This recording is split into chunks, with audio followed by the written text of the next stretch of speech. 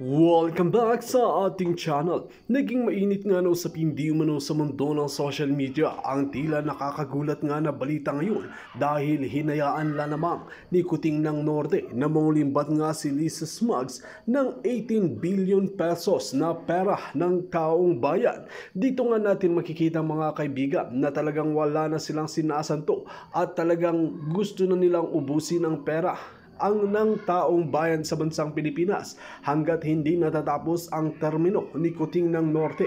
Dito nga natin makikita mga kaibigan na halos bumabagsak na ang ating bansa ay wala pa rin ginagawa itong si Kuting ng Norte at hinahayaan na lamang ang kanyang asawa at si Tambaluslos na mga limbat ng kaban ng bayan.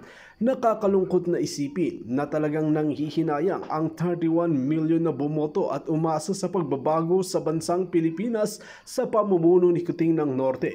Ngunit tila kabaliktaran nga ang nangyari dahil talagang ang pagbabagong nangyari ay nagsama-sama at naging unity pa nga talaga ng mga korap na opisyales ang linuklok talaga ni Kuting ng Norte.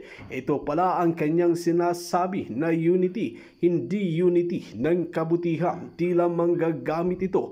Kung makikita natin ay talagang ginamit niya pa ang matatamis na salita. Ang nakakalungkot dito, pati si VP Sara Duterte ay ginamit, pati si former President Rodrigo Duterte ay sinama na rin na gamitin ni Kuting ng Norte para nawang manalo at talagang makakulimbat ng kaban ng bayan. Well mga kaibigan, ito nga ang nakakalungkot na katotohanan. Para nga sa karagdagang impormasyon, panoorin nga natin ang buong video. At kung bago ka pa lamang sa aking channel, huwag kalimutan i-click ang subscribe button at notification bell para lagi kang updated sa ating mga bagong video. At para sa sulit viewers natin dyan, maraming salamat sa walang sawang pagsuporta. Comment, you have to connect the dots. So no wonder kaya naman pala Risa Virus ay hindi na kumukundi na kay Marcos Jr. kasi nga naman partner na sila, magkakasangga na sila sa pagkamkam ng pera. Okay? Sabi ni Inday, kanina, 2 hours ago, ito ang pahayag niya patungkol sa paratang ng isang testigo sa isyong pagkuha ng bag na may lamang mga pangluthang. Okay? Ngayon, sabi ni Inday, mga kababayan, okay, Assalamualaikum. Sa kasaysayan ng Pilipinas, naging kagawian na ang pag-atake at pagbato ng sari-saring isyu laban sa Vice Presidente. Marahil sapagkat ang Vice Presidente ang tumatayong pangunahing hadlang sa mga nangangarap maging Pangulo. Hindi ko ikagugulat kung dumami pa ang mga kaso, investigasyon, testigo, paratang, atake at paninira laban sa akin sa mga susunod na araw, linggo, buwan at mga taon. Naniniwala ako na may tamang panahon para sa lahat. True. Sana ngayon na yan dahil. Panahon ngayon ng aking pagtatrabaho. Tutuparin ko ang sinumpaang tungkulin, uunahin ko ang mga tunay na suliranin, uunahin ko ang Pilipino. Ayun ang sinabi ni Inday Sara. Alright.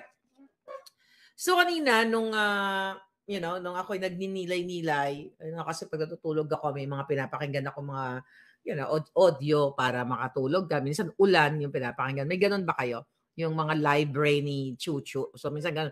So pinakinggan ko yung hearing nung mga drama ni Virus.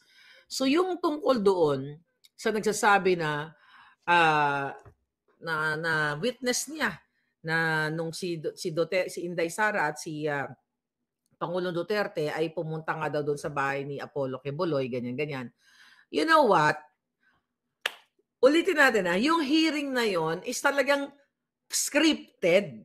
Intended talaga, sabi ni Grace Sagan, drug test na, si Kuting now na, si BBM now na, si Kuting Jr. True. So parang sinasabi ni Ontiveroson, ang sinasabi niyo po ba na ang mga Duterte, na nakita niyo ang Duterte, yung talagang leading to the Duterte. Okay? So ngayon, mga palangga, eto lang yan. Okay? Itong ginagawa kay Inday Sara, itong ginagawa kay Pangulong Duterte, again, napag-usapan na natin yan, in-expose na natin yan sa inyo bago mangyari ang lahat. At ang mangyari kay Quiboloy, although yung nangyari noong 2022, yung 2022 and last year, kay Bantag, kay General Bantag at kay Teves, it's the same pattern na pinagtatatamnan, pinagtatatamnan sila ng mga kasinungalingang ebidensya. Diba? Na hindi pa nga nililitis yung mga yun eh. Dahil tinamnan na sila. Diba? So it's the same pattern dito dito ngayon sa ginagawa kay Pangulong Duterte. It's the same pattern sa akin na nagtatanim ng kung ano-ano, gumagamit ng mga tao. So, it's very Lisa Smugs. Okay? Very Lisa Smugs. So, ito ang susunod na mangyayari dyan. Ito sana wag mangyari, pero posibleng mangyari. Nasusunod na mga balita ng mainstream media, okay? Yung sinasabi nilang property ni Kibuloy, kung doon sa Mindanao na yon, na kesyo kinukwento ng gardener, na kapag hindi daw nagustuhan ni Kibuloy yung kanyang landscaping, ay sinasampal siyang mga ganyan-ganyan. You know what? Ang punto natin dito, gaano ba karami yung mga tauhan ni Kibuloy na parang, na mga tauhan niya doon sa kanyang property. And also yung nagkukwento na kesyo nag-work siya sa SMNI, tapos na-assign siya sa Congress, as a Senate, Kasi mapapansin mo yung kanilang statement, hindi siya consistent. Ang tao kasi na nakaranas, mga palangga, na naka-experience siya ng mga bagay na kinukwento niya, tuloy-tuloy yan ang kwento niya. Kasi personal knowledge niya yan eh. So sila nagbabasa. Yung kanilang affidavit, binabasa nila. Although, or okay lang yun para, may bullet lang sana. Pero kahit may bullet ka, okay, may script kang ganyan, katulad ni Kuting, mararamdaman mo yung talagang kung sincere sila. Kaso biglang tumatalon kay Inday Sara, nakita niya daw na binitbit yung baril, nilagay yung 3 baril ba yun sa bag, mga ganyan-ganyan, chuchu-chuchu. So, question is, kasi sino bang mga eksperto sa baril dito? Diba? Kung totoo man, yung sinasabi ng mga inayupak na ito na gawa-gawa for Journal Lisa Smugs, yung mga baril ba dapat sama-sama sila? Yung parang, ilagay mo 3 baril o 4 na baril. Hindi ba dapat ang baril iniingatan yan? Para siyang baby? Kasi baka pumutok yan eh. You know what I mean? Pag ilagay mo lang sa bag. So siguro, i-separate mong ganyan, iingatan mo. So, doon pa lang na isinute daw yung baril sa bag, 3, binigay kay Duterte, may chopper. It's all very Lisa.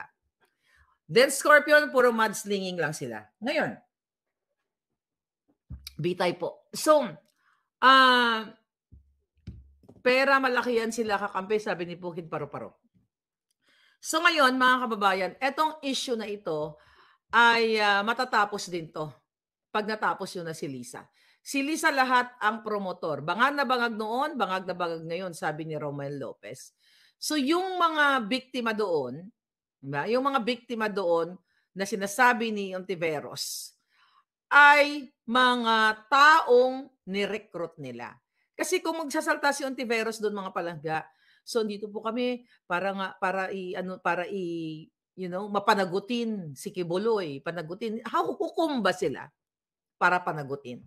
Nakapag-vlog na tayo diyan, 'di ba? Hukom ba si Ontiveros na parang doon talagang dapat litisin na si Kibuloy? Kaya nga sabi ko, kung gusto nilang litisin si Kibuloy, litisin nila si Robles. Litisin nila lahat. Yung witness ng utak na sa talampakan, sabi ni Danny Boy Egoy. People's power na lang ang katapat niyan. So, ang punot dulo po nito ng pagtatanim ng mga ganyang kwento ay si Lisa Ahas Araneta Smugs. Dahil even ginamit, hindi lang kasi na ni Inday hindi mo, I don't know, Day, nabudol talaga tayo. Lingid sa kaalaman nating lahat actually, okay, na talagang bubudulin tayo. Although, alam ko na si Lisa Smugs ay talagang buwisit na buwisit sa mga Duterte. Kasi nga, hindi nga inappoint yung kanyang asawa. Kaya inamin naman ni Pangulong Duterte yan na kaya hindi niya inappoint dahil nga, sabog sa polvoron. Timberland, February 25, rally in Cebu. Kaya nga, you go there, ha? Pag supportahan ninyo. Kaya nga, itong mga issue ni virus, okay, nila Tambalista, lahat yan sila, pati si Kuting, kasabot yan si Marcos Jr. Dahil si Kuting, nag-aarte-arte lang na kunyari, okay kayo. Pero ang buwaka ng inang yan ang dahilan kung bakit tayo nagkakaganito. Hindi nyo ba nakikita, ang gobyerno natin ay sumasadsad na pabulusok papunta sa kumunoy. Ang Pilipino ang sumasadsad. Pero sila, bububongga ang kanilang kinabukasan ng kanilang buhay kasi sila ang kumakamkam ng pera. Katulad na lamang ng issue dyan sa People's Initiative. Di ba? Ano ang issue dyan na nahuli o nakita ni Amy Marcos yung mga insertion dyan? Okay? Insertion ng mga projects na hindi naman, na hindi naman inapprove, okay, nila mismo ng Senate. 'Di ba? Yung mga in-insert nila sa BICAM, yung issue sa 27 billion, then later on may nakita pa daw, sabi ni Amy, 60 billion pesos lahat ang mga in-insert nila na hindi, kumbaga, illegal, na sila-sila lang. At itong mga perang ito, mga palangga, ay galing sa what? Maaapektuhan, di ba? Basahin natin sinasabi ni Amy dito. Okay? Na pinagpapaliwanag niya na ang mga okay. Pinagpapaliwanag niya nga itong mga hayop na ito na bakit, mga kababayan, itong budget na ito, okay, itong mga budget na siningit nila na 26 billion na para kunyari para sa programa ng DSWD, pero wala namang na-request yung DSWD, itong akap-akap na ito, di ba? Ito ay kagagawa ni Lisa Smugs at ni Tambaloslos. Okay? Sabi nga dyan na dapat ipaliwanag kung ano yan mga alokasyon na yan, kung ano-ano yung budget na yan. Which alam na natin na ito ay mga gawa-gawa lang ni Lisa Smugs. So ngayon, mga palangga, imagine ninyo ang mga pondo para sa mga pensioners, okay? Mga pensioners sa ating mga men in uniform ay naaapektuhan, okay? Paano naaapektuhan, mga palangga? Kasi yung supposedly sa kanilang retirement ay ninanakaw ng mga hinayupak na ito. Di ba? Ninanakaw ng mga lecheng ito ang para sa ating men in uniform. Dahil nga gusto nilang madaliin ni Tambaluslos, madaliin ang pagnanakaw sa kaban ng bayan. So ngayon, ito yung ginagawa ngayon ni Lisa Smugs. Napunta na tayo dito sa 18 billion na ito. Di ba? Ang sinasabi ni Lisa Smugs at ni Kuting na inuutusan niya, mga palangga, inuutusan niya na sairin ang kaban ng bayan. Okay? Sairin ang kaban ng bayan ng Bangko Sentral ng Pilipinas kasi kailangan niya ng 18 billion pesos. 18 billion pesos para dito sa kanyang Philippine International Exhibition Center, yung PIEC na sinasabi natin kagabi. Ngayon, ito yung kanyang pet project na kung saan mga palangga ay i-renovate o itatayo nila itong building na ito para sa what? Para daw, ang tawag doon ay Global MICE o Meetings, Incentives, Conference, and Exhibitions Industry. Kasi gusto niyang lagpasan, di ba? Ang Singapore, gusto daw niya lagpasan ang Thailand and everything. So, ngayon, mga kababayan, itong hinayupak na ito, ang intention daw ng babaeng ito ay kailangan makilala ang Pilipino, maging sentro ang Pilipinas sa mga conventions para sa atin daw pupunta itong mga negosyante na kung saan magmi-meeting sila sa kanilang about pagdinegosyo. Kaya gusto ni Lisa Smugs na kumuha ng 18 billion pesos na naman sa kaban ng bayan dahil magtatayo nga daw siya ng 10 hektaryang property dyan sa CCP. Okay?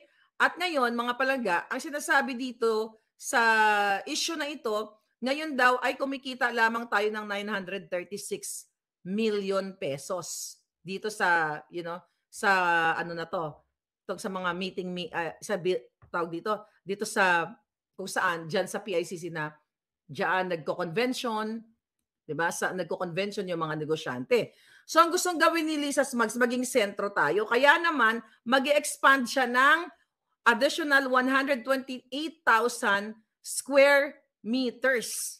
Okay? Ngayon, kailangan niya ng 18 billion kasi nga gusto niya lagpasan ang kinikita ngayon ng Singapore at ng Thailand. Okay? Magkano ba kinikita ng Singapore ngayon? Okay? 14.6 billion. Tayo pala 95 million lang. Alright? Tapos ang Thailand 3.76 billion. Ang Indonesia 2.5 billion. Okay? So ayon sa hitad na Lisa Smugs, dahil gusto niya gawing pet project yan or cam-cam project. So mag-expect daw tayo kapag itinayo yan ng 14 billion profit from 900 million, mag-expect tayo ng 14 billion. Anong kadyutahan yan? Mga palangga, itong hayop na to magnanakaw na naman. Paano tayo ma-attract itong mga foreign direct investment? Ito yung mga magbi-meeting, magtatagpo sa Pilipinas kung mismo ang ating kapaligiran ay talamak sa pulburon. Paano tayo maniniwala sa hinayupak na to na sinasaid niya yung 18 billion lang yan, napakaliit nga lang yan kung tutuusin. 18 billion para maisakatuparan niya yung kanyang project para sa dagdag naman na kam-kam. Kung yung hinayupak, okay, yung hinayupak na pagdating diyan sa smuggling ay nandiyan pa rin. Okay? Paano tayo maniniwala sa hinayupak na to, sa babago niya na naman kakamkamin na 18 billion para maging world class tayo? Kilala tayo sa Southeast Asia na tayo ang pinaka-yumayabong. Paano papasok sa atin ang mga investors again, mga kababayan? Okay? Kung dyan sa airport pa lang, worst airport na. Di ba? Nakita nyo? Yung sa mga TikTok, libo-libo. Okay? Libo-libong nakapila na hindi na-facilitate yung kanilang mga transaksyon papasok sa Pilipinas dahil ang pila akala mo talagang abot hanggang langit. Okay? So paano papasok itong mga future investors na ito? Itong mga magbi-meeting sa Pilipinas dito through this project ni Lisa. Kung ang airport pa lang ay bulok na. Well, again, may sagot sila. Kaya nga nila ipa-privatize, di ba? Yan ang sagot nila para maging, na naman tayo, world class. But it's all, again, it's all BS. It's all kasinungalingan.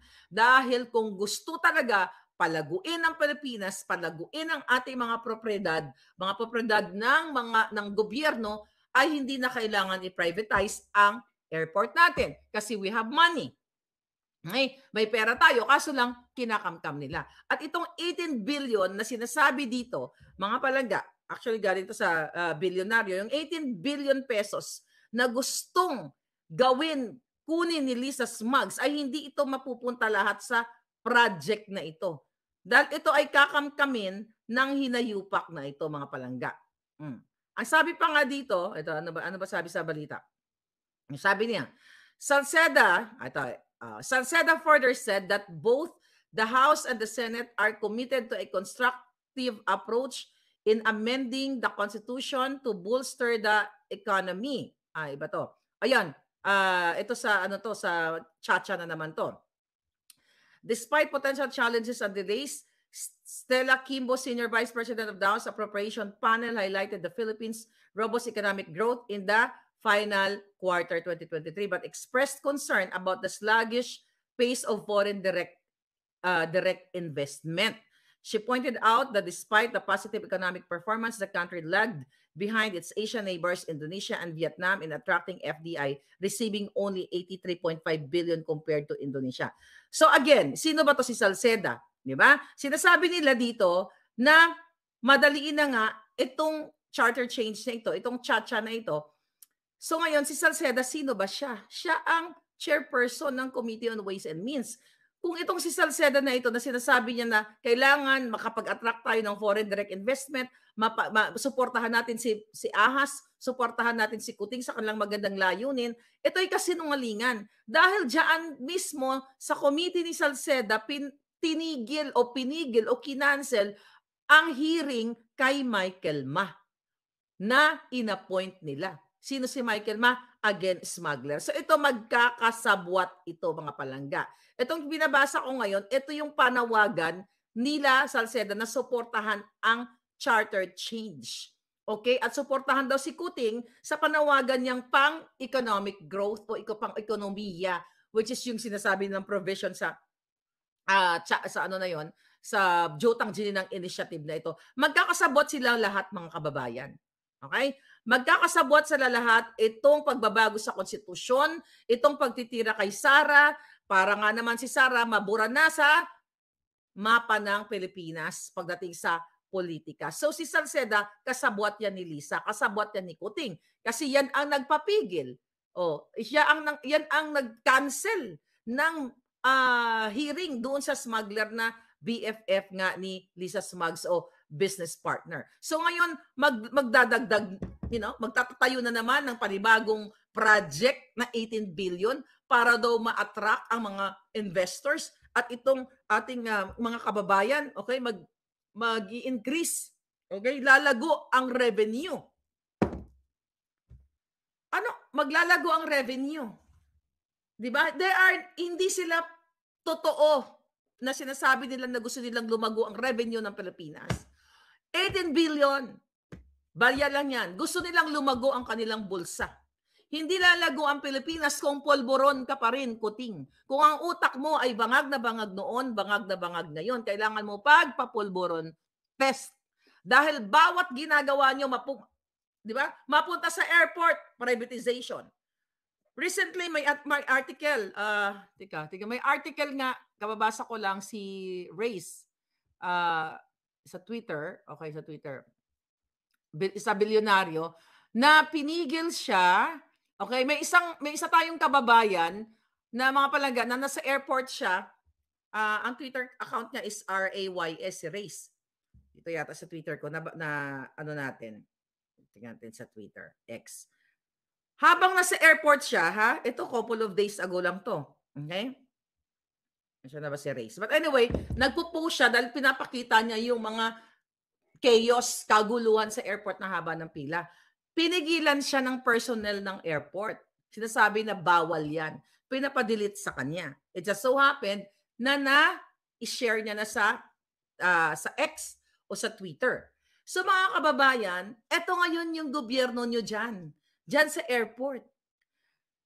Nagbibideo, 'di ba? Nagbibideo kasi gusto ipakita na ito na yung worst, ito na yung mas worst pa kay Abnoy, sabi nga niya nang sa post niya. So, nakita niyo ang instruction ng Malacanang, pigilin ang mga pasahero. Ang dami niyan na ipakita kung gaano ka worst ang Pilipinas. Kasi nga gusto nilang pagtakpan ang worst ang airport sa Pilipinas. That's very Lisa Smugs. That's very Kuting. Imbis na ayusin nila ang sistema, ang serbisyo, sinosuppress. Pinatigil tayo. Bawal mag-video. Bawal ganyan. Hindi ba kung maganda, smooth sailing, maayos, maaliwalas ang airport, di ba we're very proud?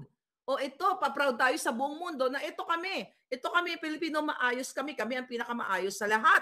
It's the same, nung katulad nung panahon ni Duterte, na hindi naman gumanyan. Ilang beses ako umuwi nung panahon ni Duterte. Pumipila ka, pero hindi ganyan. The last time actually na umuwi ako, Duterte time. Hindi ganyan kahaba ang pila. Pero ngayon, gustong isuppress ng Jotang Gininang Lisa Kuting Tambaloslos ang tunay na karirima-rimarim na pangyayari sa buhay natin. Mga palangga, puro sindikato, sabi ni Beng Marie. Exactly, palangga.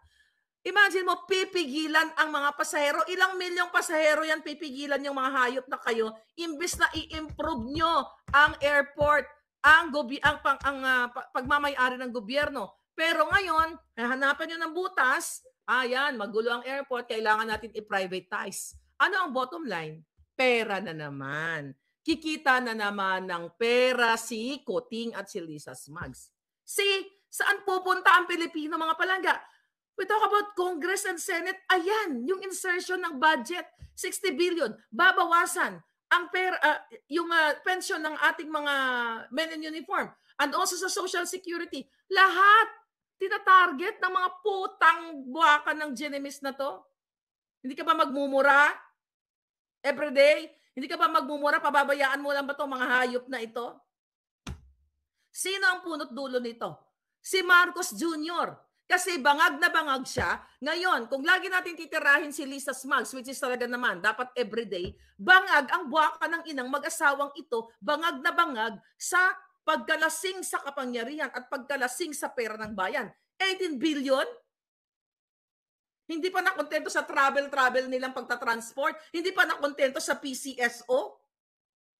Di ba kung sa PCSO lang sila sana nagnakaw o sa Bureau of Customs, hindi mo pa mararamdaman eh. Kung kunyari nagnakaw sila ng 10 billion, no? We're just, ang liit ang baryanan sa kanila, 10 billion ninakaw nila, tapos nag-stop na sila. Di ba? Cosme, thank you palangga. You feel better? Oo, ako din putang talagang mga buwaka ng ina talaga. Gusto kong, kung pwedeng nga lang masugatan ang mga utak nila sa mura ko, gagawin ko palangga eh. Kung nagnakaw yung mga yan, nung 2020, kung ang ninakaw, hindi kung nagnakaw ang mga yan, kasi nagnakaw yung mga putang inang yan. So kung nagnakaw sila, 10 billion, dyan sa Bureau of Customs, kunyari, tapos stop na, okay, Lisa, tama na yan. Tama na yung 10 billion na yan, pang-alak natin, pang-pulburo natin. Hindi na, kumbaga, mako-cover up yun eh. Okay, mako-cover up nila, hindi mararamdaman ng taong bayan na magnakaw sila ng 10 billion sa Bureau of Customs o sa kung saan mang ahensya, sa BIR, sa wherever. Hindi mararamdaman ng taong bayan. The problem, sugapa, lango ang mga putang Genemis. Ayaw tigilan ang mga budget, pati pension nyo, men in uniform. Kayo, lolo't lola, kasama na ako doon dahil nagbabayad ako ng social security ko, mga kababayan. Kahit sa Amerika ako, since no dumating ako dito, ay nagko-contribute ako ng social security ko. Kaya parte ako ng budget na yan. Parte kami, buong pamilya ko nandito, mga kaibigan ko, nagbabayad kami ng SSS. Kaya may karapatan ako magmura ng buwaka ng inan nyo. Hayop kayo. Diba? Ang sarap-sarap ng tulog ko, pagising ko, tangay na, lahat pagnanakaw. Kulamin na lang si Lisa Smug, sabi ni Boy Labiog. Kahit sino pa lang gigil na gigil, sabi ni Beng. Economic, sabi ni Den Scorpion, Polboron Vision. Yun na nga, Dens, di ba? Lahat ng ahensya, BIR magnanakaw. Senador, bayaran. Tulpo, tahimik. Wala nang hinayupak, grandstanding. Senator Amy, tuluyan mo ang pinsan mo na total at mga kongresista na sinasabi mo na sila ay tumanggap na 20 billion, kailangan nilang maparusahan. Hindi pwedeng i-expose nyo lang dyan, dadadakdak kayo, magbabalitaktakan kayo dyan, nakikita nyo na yung mga kasabwat ng mga abogado ni Tambaluslos, then kakalimutan na lang natin yung issue after a week, 1 month, move on na ulit tayo. Ganon na lang kayong mga hayop. Move on na lang. We're talking billions and billions of money. Ano ito? 18 billion para sa kadyotahang project ni Lisa. Walang alam yan. Magpa-party na naman yan. Pag nabuo yung construction na yan, yung proyekto na yan, magpa-party na naman. Gagamitin naman nila, magbangag-bangagan dyan sa cultural center na yan. Walang papasok sa Pilipinas kung ang paligid ng mga nilalakaran, okay, dyan sa cultural center o sa Maynila, na puro kabulukan, kadugyutan at naglilimahid ang mga Pilipino, nagiging bangag ang ating mga kabataan dahil bangag na bangag sa pulburon. Walang maglalakad na turista sa Maynila na ganyan na dangerous ang itsura ng nilalakaran nila. Hindi nila ma-enjoy ang kanilang pera o ang kanilang investment to be in the Philippines kung patuloy na ang mga paliligid ng mga restaurant, ang daming nang mamalimos, ang daming nagra-rugby na, nagpupulburon na. Ang una niyong pangalagaan, ang kalusugan o kapakanan ng Pilipino. Bago kali sa putang Genemis talaga ikaw hinayupak ka, bago ka mag-pet project na yan. At hindi, well, kahit anong mura ko, hindi ka na magbabago. Sabi ko nga, kahit nasa ICU ka, kahit isang cell na lang ang gumagalaw sa'yo, magnanakaw ka pa rin, hindot ka. Di ba mga palangga? Doon na lang sa issue ng kidnapping ng extraction, na ikaw ang mastermind ayon sa ating, abangan nyo po, ang Dito nga natin makikita mga kaibigan ng karumal-dumal nga na ginagawa ni Lisa Smug sa bansang Pilipinas. Kasama na rin ang kanyang asawa na si Kuting ng Norte na talagang nagpapalipin kay Lisa Smugs at talagang nagtatago ito sa saya niya na nagkaroon nga tayo ng namahina na leader na totoo talaga ang sinabi ni former President Rodrigo Duterte na weak leader nga ito. Well mga kaibigan, para nga sa karagdagang impormasyon, ano ang inyong mga opinion? Just comment below sa ating comment section at ating pag-uusapan.